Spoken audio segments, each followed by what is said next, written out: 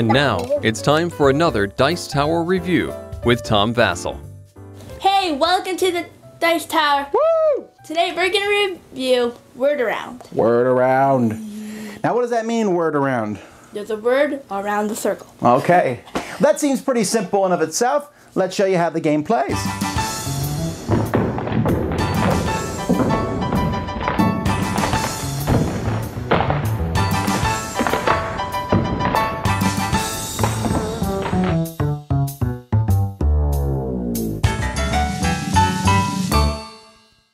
The concept of word around is very simple. You have a bunch of cards here, and each of these cards is a different color back, red, black, or blue.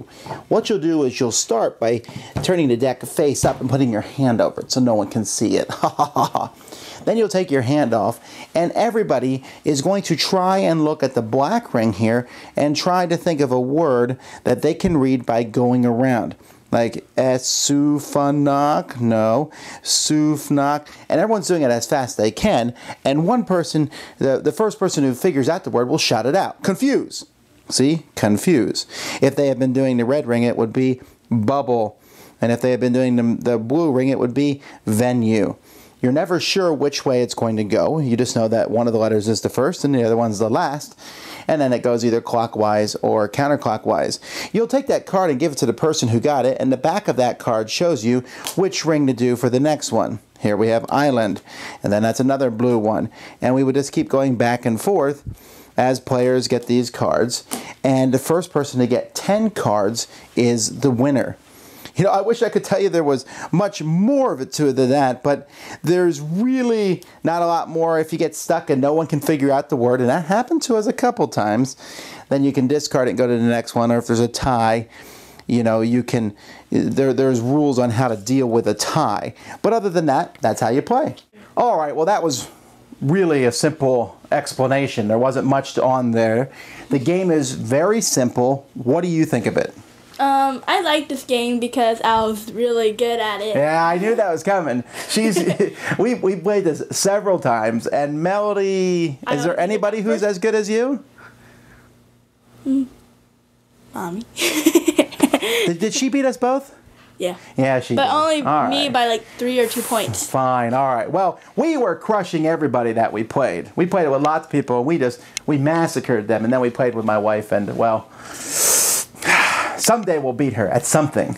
But anyhow, so you think it's a fun game? Yeah, except it is kind of confusing sometimes, like it goes one way or the other, but that's it.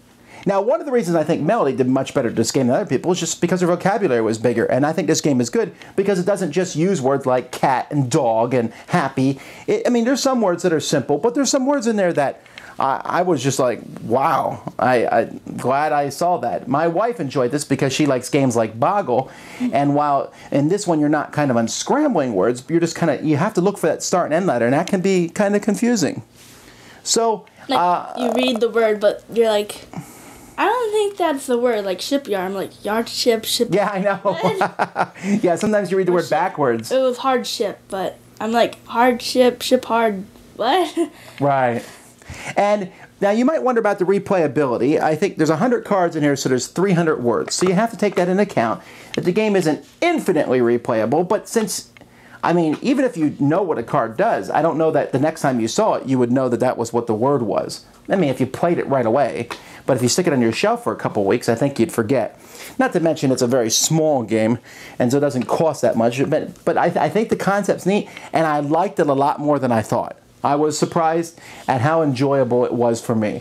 It's not one I would want to play all the time, but certainly as a way to, this is a great time passer game.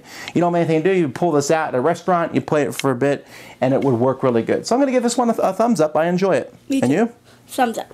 Unless we're playing my wife, in which case, thumbs down. Tired of losing. Tired of losing! Thanks so much for watching the Dice Tower videos.